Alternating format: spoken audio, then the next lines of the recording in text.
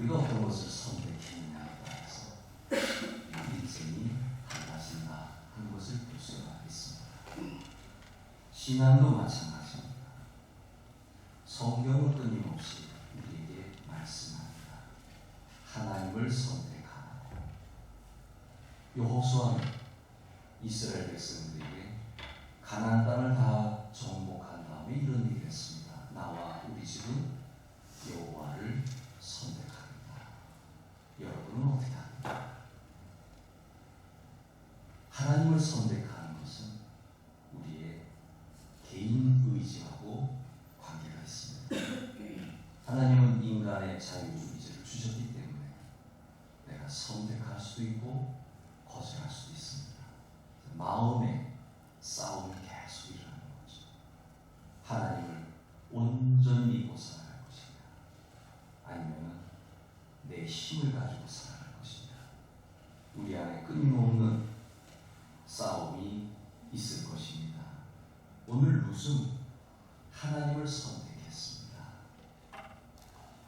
룻의 이야기는 평범한 사람이 내린 평범한 선택이 하나님의 놀라운 구원의 역사에 참여한 이야기입니다.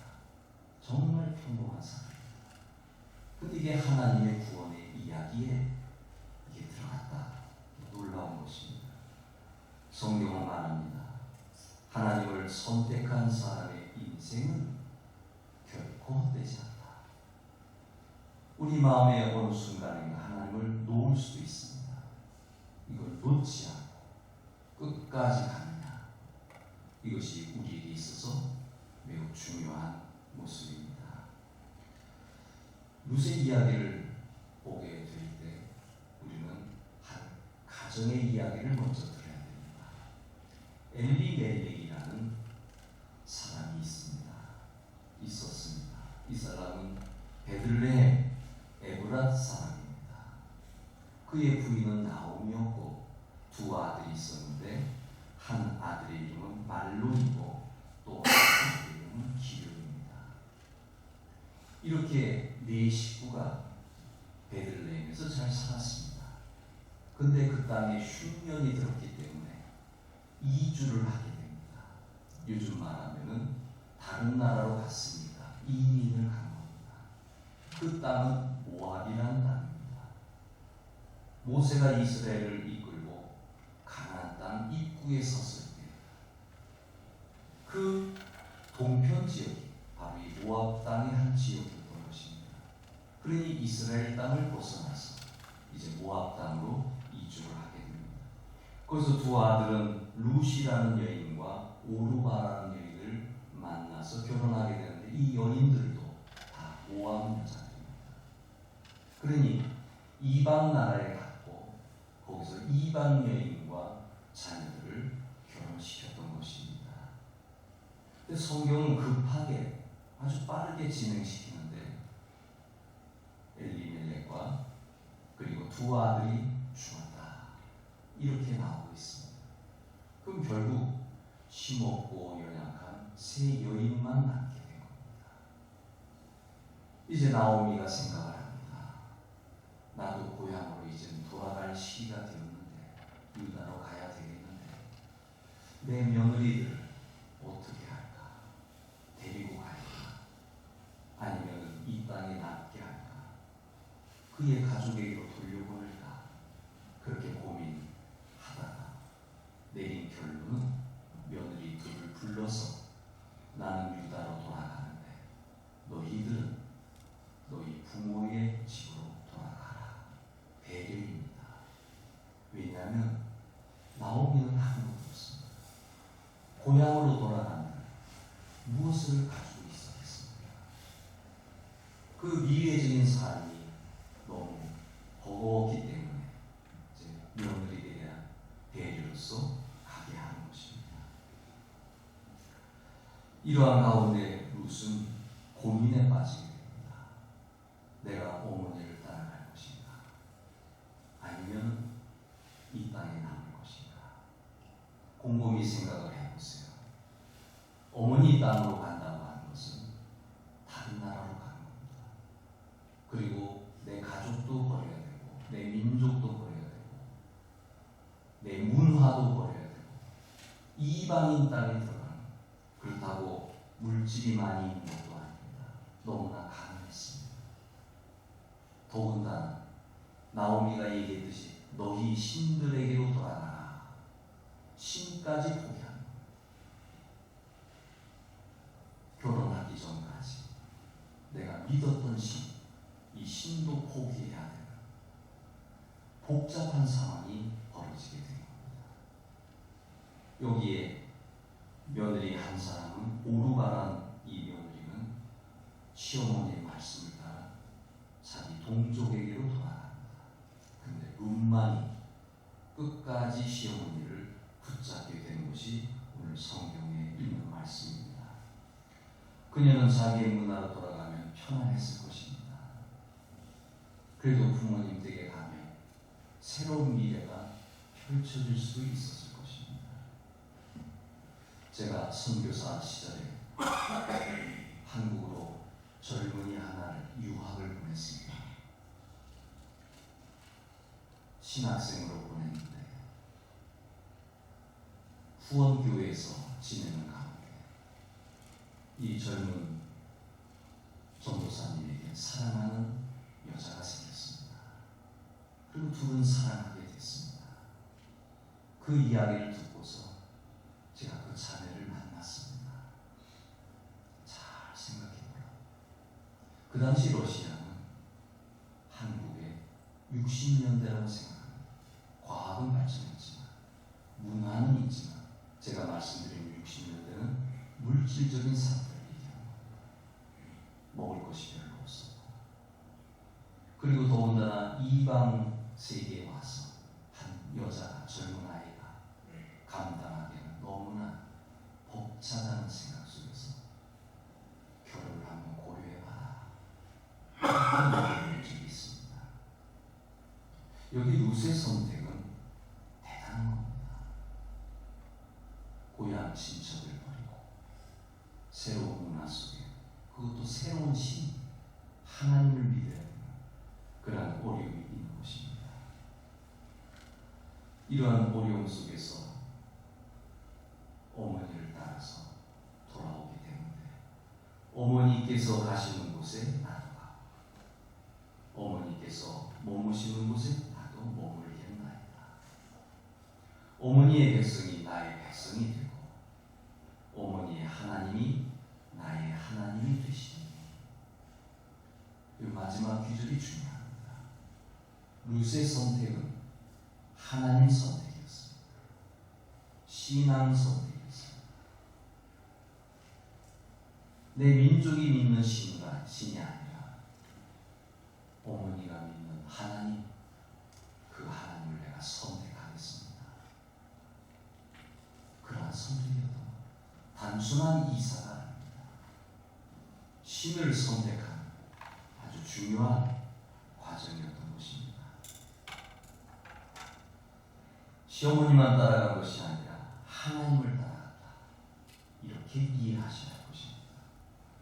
프란시스 하비에르라는 스페인 사람이 있었습니다. 아주 옛날 사람인데 그는 장래가 충만되는, 비록 가정은 가난했지만 공부를 열심히 해서 대학도 졸업하고 장래가 충만되는 그런 젊은이였습니다. 잘하면 성공도 보장되었습니다. 그런데 어느 날 하나님 말씀을 읽었습니다. 그 말씀의 내용은 사람이 온 세상을 얻고도 자기 생명을 잃으면 무엇이 유익하리요, 이 말씀이었습니다. 마음이 흔들렸습니다. 영원한 생명이 있구나. 내가 세상을 다 얻는다 할지라도 생명을 잃는다, 무용지물이구나. 깊은 묵상에 잠기고 결국에는 선교사로 떠나게 됩니다. 처음에는 일본으로 왔다가 또 다음에는 중국으로 갔다가 이렇게 왔다 갔다 너무나 힘들고 어려운 여정 속에서 그런 선교사 생활을 최선을 다해서 선교사 생활을 했습니다. 기력이 너무 쇠했습니다. 그리고 젊은 나이에 그는 죽었습니다.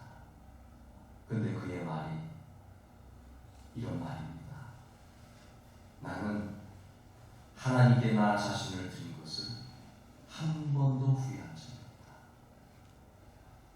영적인 사람, 세상적인 사람이라면 물질을 봤을 것입니다.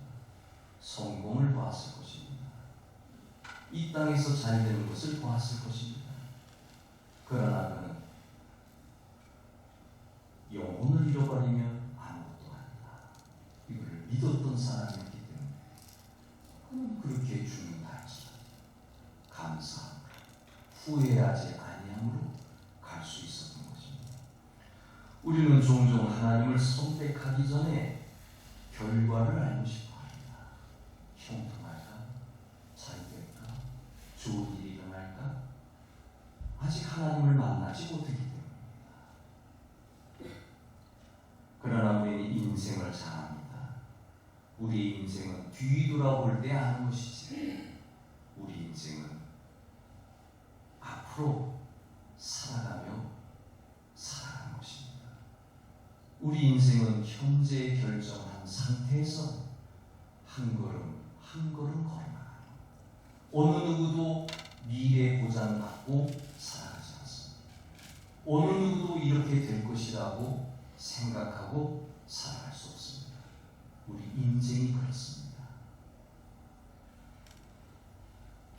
그럼에도 불구하고 많은 사람들은 일종의 거래를 합니다. 내가 하나님 믿으면 잘 될까? 그런 생각들을 하게 되는 거예요.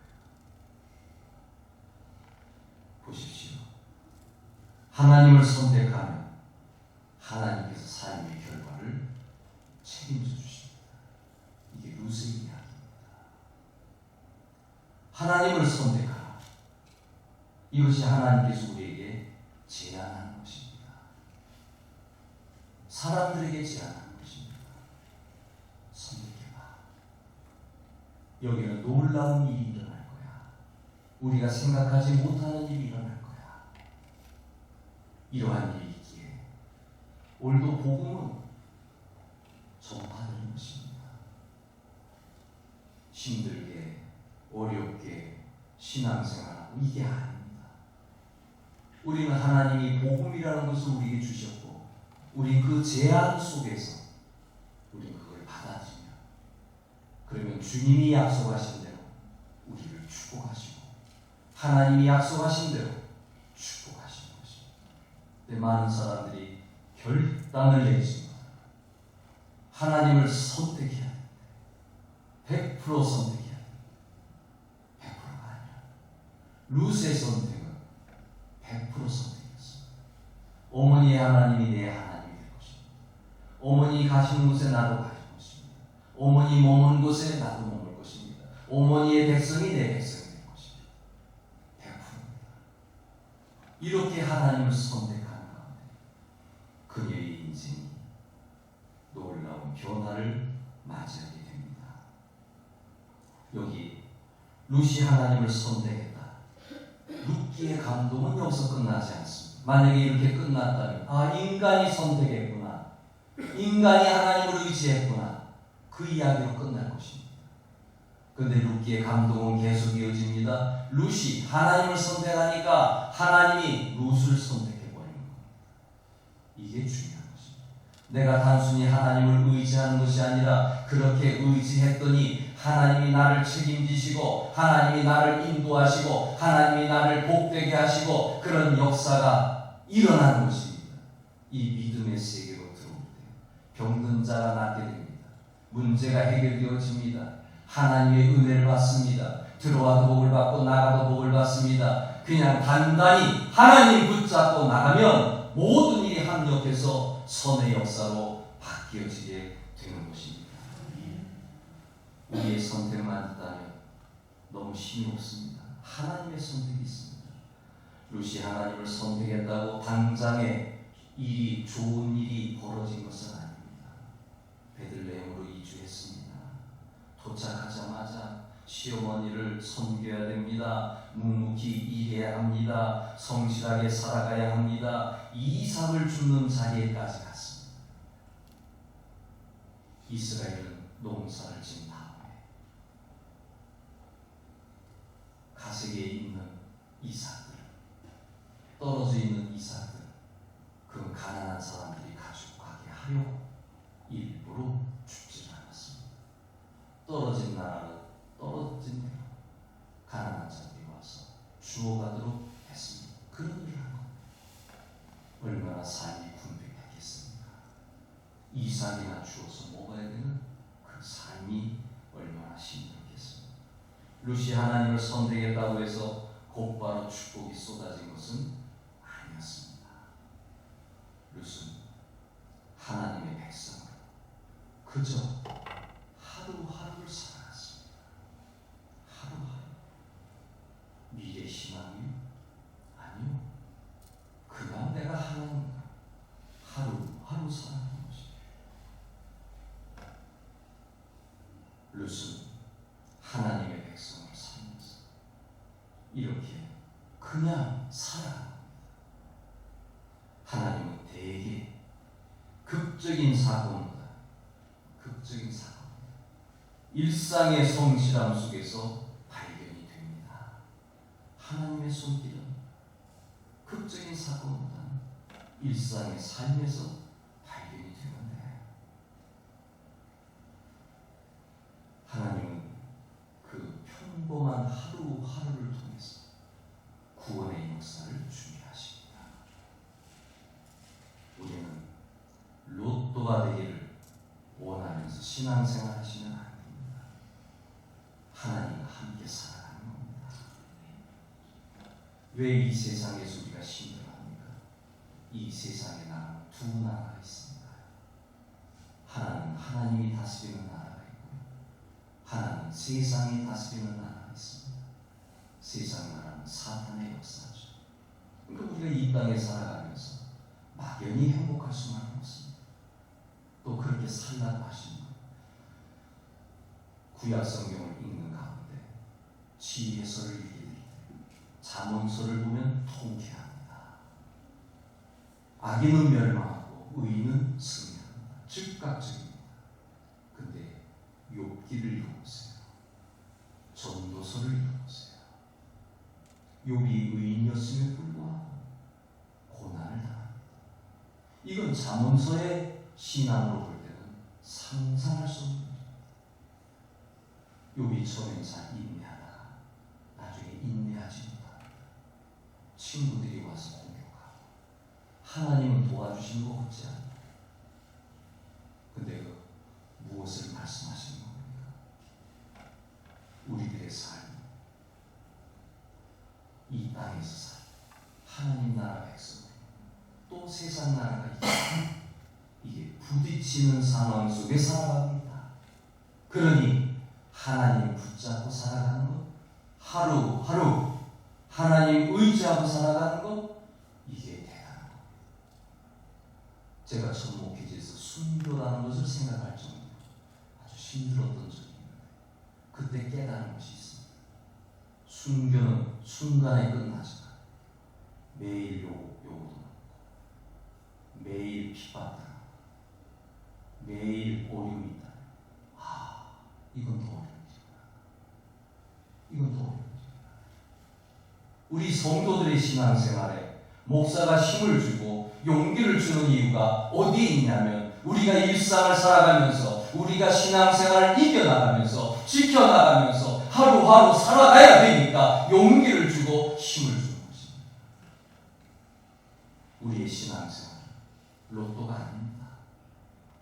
하나님께서 극적인 사건을 통해서는 그런 일이 일어나게 하지만, 급한 일을 통해서 일어나게 하지만, 평범한 신앙생활은 하루하루 하나님과 함께 살아가는 것입니다. 그냥 사는 게 아니에요. 믿음으로 사는 거예요. 그냥 사는 게 아니에요. 하나님 의지하며 사는 거예요. 그냥 사는 게 아니에요. 공의롭게 사는 거예요. 그냥 사는 게 아니에요. 하나님 뜻에 맞게 살아요. 그러니까 힘들어요. 애통하는 자는 복이 있나니, 심령이 가난한 자는 복이 있나니, 다 말씀과 연결되는 말씀입니다. 그리스도인의 삶은 평범한 가운데 그 속에서 하나님과 함께 이겨나가 오늘도 믿음을 가지고 살아가고 오늘도 주님 안에 살아가고 그렇게 살아가면서 그렇게 살다 보면 그 안에 하나님의 구속의 역사가 구원의 역사가 축복의 역사가 나타나게 된다는 사실입니다. 평범한 하루를 통해 구원의 역사를 준비하셨는데 성경은 놀라운 표현을 합니다. 우연히 엘리멜렉의 친족 엘리멜렉은 나오미의 남편이죠. 엘리멜렉의 친족 보아스의 밭에 이르렀더라. 자, 룻이 이삭을 주우러 갔는데 우연히 엘리멜렉의 친족 보아스의 밭에서 죽게 되고 그 넓은 땅에 보아스 밭만이겠습니다. 그런데 이 보아스가 누구입니까? 이스라엘의 문화 안에서는 기업물을 자라는 것이 있습니다. 자, 여기 엘리멜렉 집안이 망했습니다. 근데 이스라엘은 이 땅이라고 하는 거 소유할 수 없었습니다. 다 하나님의 것입니다. 근데 가난해지다 보니까 팔아버렸어요. 가진 것이 없어요. 그거를 기업물을 자가 대신 사줄 수 있는 겁니다. 같은 혈족의 사람들이죠. 여기 우연히 보아스가 기업물을 자가 되었습니다. 그러면 이 기업을 물을 때 거기에 가정도 기업을 물을 수 있는 그러한 문화가 있었습니다. 여기에 보아스의 밭에 들어가게 되고 그 가운데 보아스가 룻을 보게 되고 그리고 룻과 나중에 결혼하게 되고 우연히 시작된 일이었지만 하나님께서 만드신 그 다음이 또 중요합니다. 두 사람 사이에서 오벳이 태어나고 오벳 다음에 이새가 태어나고 이새 다음에 다윗이 태어납니다. 그러니까 이 룻은 가문의 혈통에 다윗 왕의 혈통에 증조 할머니로 등극이 되는 겁니다. 그것뿐입니까? 복음서에 들어가 보면 예수 그리스도의 족보 속에도 룻의 이름이 기록됩니다. 모압 여인 한 사람이 이방인입니다. 보잘것없는 여인이었습니다. 남편을 잃었습니다. 시어머니와 함께 살던 가난한 여인이었습니다. 그런데 이 여인이 메시아의 계보 안에 들어온 것입니다. 우리는 이 땅에 살다가 오늘 찬양 인도도 했지만 천국에 들어가는 거잖아요. 그게 복된 거예요.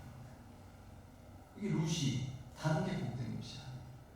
바로 예수님의 족보 안에도 이름이 올라갔다는 것은 구원받은 자가 된다. 하나님과 함께 살다가 하나님 안에서 살아가는 자로 된 것입니다. 처음에는 한 여인의 이야기처럼 보였지만 사실은 하나님의 구속사까지 포함시키는 여인이 된 겁니다. 쓰임받았다. 하나님의 일꾼은 귀하게 쓰임받았다. 대통령이 돼야 귀하게 쓰임받는 겁니다. 성공해야 귀하게 쓰임받는 건 아니에요. 만약에 그 생각을 가지고 교회에 와 있다면 그것은 신앙의 신자도 모르는 사람입니다. 우리는 이 세상의 것을 가지고 판단하지 않습니다.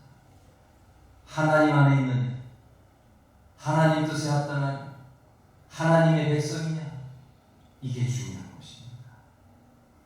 룻은 단지 하나님을 선택했을 뿐인데 하나님은 그 선택을 통해서 구원의 역사의 한 부분으로 그 여인을 사용하셨던 것입니다. 엘리자베스 엘리옷이라는 한 여인이 있었습니다. 그의 남편의 이름은 짐 엘리옷입니다. 남편은 선교사였습니다. 에콰도르로 같이 떠나갔습니다. 4명의 선교사와 함께 에콰도르에 도착했습니다. 그런데 남편과 4명의 선교사들 와오다니 부족에게 살해당했습니다. 이 여인 혼자 남았습니다. 당시 그녀는 젊은 과부였습니다. 룻처럼 미래가 무너졌습니다. 누구나 사람들이 생각하기를 그녀는 미국으로 돌아갈 것이다, 그렇게 생각했습니다. 그러나 엘리자베스 엘리엇은 에콰도르에 그대로 남았습니다. 그녀가 쓴 글을 뒤져보면 두 가지 이유가 발견되게 됩니다. 하나는 하나님의 뜻은 결코 우리가 예상한 모습 그대로가 아니다. 제가 선교사로 왔어요. 근데 하나님의 뜻은 우리가 생각하는 대로 흘러가지는 않는다는 거예요. 그걸 그녀가 깨달은 겁니다. 또 하나가 있습니다. 영원히 가질 수 없는 것을 내려놓고 영원히 이룰 수 없는 것을 얻는 사람은 결코 어리석지 않다. 영생을 생각합니다. 하늘의 세계를 생각합니다. 자신이 지금 어려움에 처하고 모든 것이 피폐해지고 그걸 생각한 것이 아니라 선교사 부인답게 영혼을 생각을 했고, 그리고 하나님의 뜻은 때로 이렇게 될 수도 있고 저렇게 될 수도 있다, 그걸 받아들인 겁니다. 그리고 그녀는 이러한 이야기를 했습니다.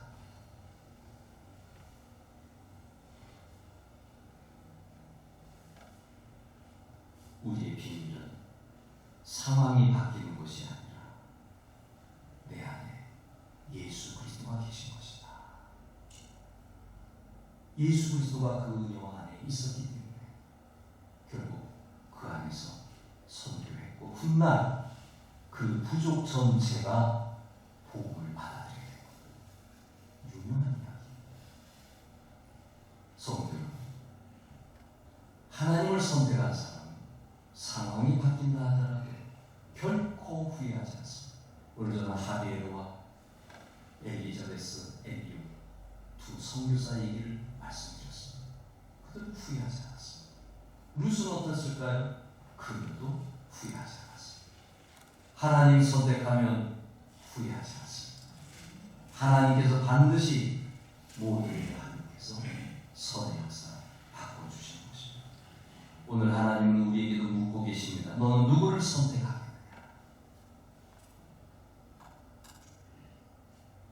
하나님의 질문은 오래전의 질문이고 지금도 계속되고 있는 질문입니다. 한 사람 이야기만 더 하겠습니다. 글래디스라는 여인이 있었습니다. 영국 태생이고요. 런던의 가난한 가정에서 태어났습니다. 그런데 어린 시절부터 선교사를 하신 거죠. 교육을 많이 못 받았어요. 가난했기 때문에. 종교 교육을 받지도 못했습니다. 선교 훈련 과정에 서류를 집어넣었습니다. 일단은 통과가 됐습니다. 훈련을 받는 과정 중에 선교회에서 이런 통보를 내렸습니다. 너는 선교사로 합당하지 않다. 그녀는 거절당한 겁니다. 그 당시에는 선교사가 붐이 일어났는데 주로 대학 졸업한 사람, 엘리트들이 선교사를 지원하는 시기였습니다. 그러니 교육받지 못한 사람들은 거의가 탈락당했습니다.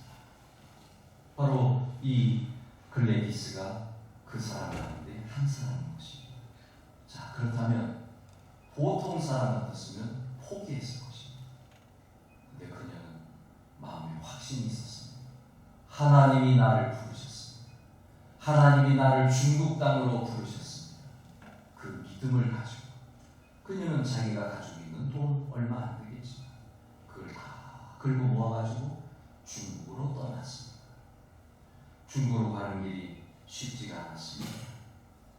시베리아 횡단 열차를 타고 가야 했는데 러시아를 지나 유럽과 러시아를 지나 중국으로 들어가. 여러분, 우리나라가 북한까지만 연결되면 북한에서 러시아 통로를 타고 아니면 중국 통로를 타고 해가지고 유럽으로 쑥 들어갑니다.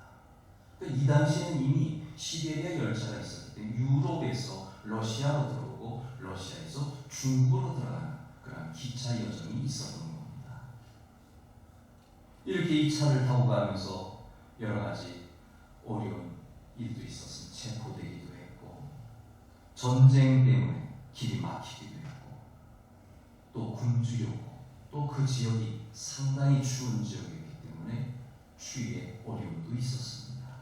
그러나 계속 전진했습니다. 하나님의 말씀을 가지고 가야 되기 때문에 계속 갔던 것입니다. 하나님이 부르셨기 때문에 계속 갔던 것입니다. 도착한 후에 상황은 달라지지 않았습니다. 모든 것이 어려웠습니다. 언어도 모르고 돈도 부족하고 후원금도 없고 근데 그녀는 사람들에게 자기 집에서 복음을 전하면서 하루하루를 살아갔습니다. 그러다가 러일 전쟁이 중국 안에 전쟁이 일어나게 된 겁니다. 일본 사람들이 쳐들어오게 된 겁니다. 그래서 수많은 고아들이 생겨나게 됩니다. 이 고아들을 돌보기 시작했습니다. 돌보면서 또 피난을 같이 가야 했습니다. 어린아이들을 끌어안고 이 아이들, 고아들을 데리고 피난길에 오르면서 끝까지 이 아이들을 잘 보살펴 주었습니다. 훗날 중국 사람들은 그녀를 이렇게 얘기합니다. 살아있는 성자라고 말합니다. 우리가 생각하기에 그녀가 하나님을 선택하고 또 하나님의 부름을 받고 갈 때는 아무것도 없었습니다. 돈도 없었습니다. 그러나 갔습니다. 거기에 하나님이 함께 하시는 가운데 그녀는 복음을 증거했고 그리고 수많은 고아들을 살려내는 엄청난 일을 해내게 된 것입니다.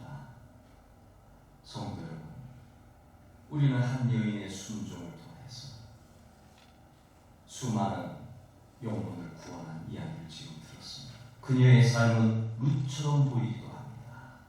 룻은 모압을 떠나 베들레헴으로 갔고 글래디스는 영국을 떠나 중국으로 갔습니다. 둘 다 앞날을 알지 못하는 것이었습니다. 다만 하나님 선택했고 하나님 말씀에 따라 움직였습니다. 그러나 결국에는 룻은 예수님 족보에 올라가게 됩니다. 그리고 글래디스는 사람들로부터 존경을 받게 되었습니다. 성도 여러분, 하나님을 선택한 사람 결코 선택하지 않습니다. 하나님은 우리에게 일을 시키실 때는 그냥 시키지 않습니다. 정말 힘들고 벅차고 어려운 일을 했을 때는 그에 맞는 응분의 대가